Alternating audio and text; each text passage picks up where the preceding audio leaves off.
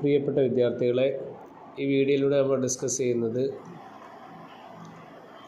History of international movement block 2 unit 3 short നോട്ട്സുകളെ കുറിച്ചാണ്. ഒന്നാമതായി formation of the Communist Party of India, Indian communist പാർട്ടിയുടെ രൂപീകരണം. 1917 Russian വിപ്ലവത്തിൽ നിന്ന് പ്രചോദനം ഉൾക്കൊണ്ട് ഇന്ത്യയിൽ സോഷ്യലിസ്റ്റ് കമ്മ്യൂണിസ്റ്റ് ആശയങ്ങൾ പ്രചരിപ്പിക്കാൻ തുടങ്ങി. 1920 ഒക്ടോബറിൽ താഷ്കെൻഡിൽ, ഇന്നത്തെ ഉസ്ബെക്കിസ്ഥാൻ വെച്ച് എം.എൻ. റോയ്, അബനി മുഖർജി തുടങ്ങിയ നേതാക്കളുടെ നേതൃത്വത്തിലാണ് communist Party of India (CPI) ആദ്യം രൂപീകരിച്ചത്.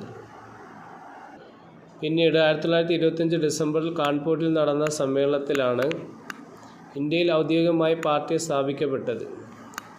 ബ്രിട്ടീഷ് സാമ്രാജ്യത്തിനെതിരെ പോരാടാനും വർഗീയരഹിതമായ ഒരു സമൂഹം കെട്ടിപ്പടുക്കാനും തൊഴിലാളികളെയും കർഷകരെയും സംഘടിപ്പിക്കുക എന്നതുമായിരുന്നു അവരുടെ ലക്ഷ്യം. അടുത്തത് കാൺപൂർ ബോൾഷെക് കോൺസ്പിറസി കേസ് 1924. ഇത് പ്രീവിയസ് ക്വസ്റ്റ്യൻ പേപ്പറിൽ വന്നിട്ടുള്ള ചോദ്യമാണ്.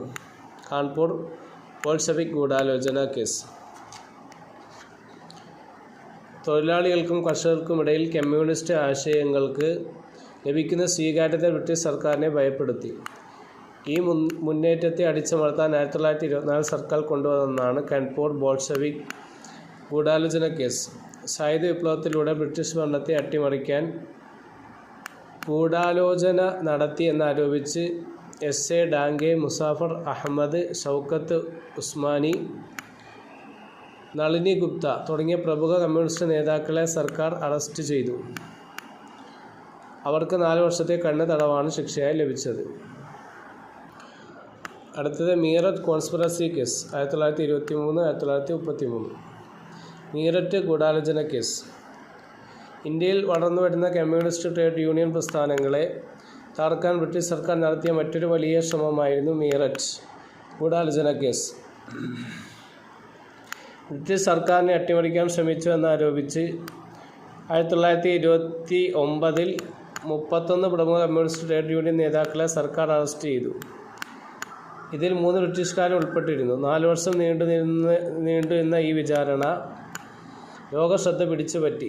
എന്നാൽ കോടതിയിലെ തുറന്ന വിചാരണ സാമ്രാജ്യത്വ വിരുദ്ധ സോഷ്യലിസ്റ്റ് ആശയങ്ങൾ ഇന്ത്യയിലുടനീളം പ്രചരിപ്പിക്കാൻ കമ്മ്യൂണിസ്റ്റുകളെ സഹായിക്കുകയാണ് ചെയ്തത്.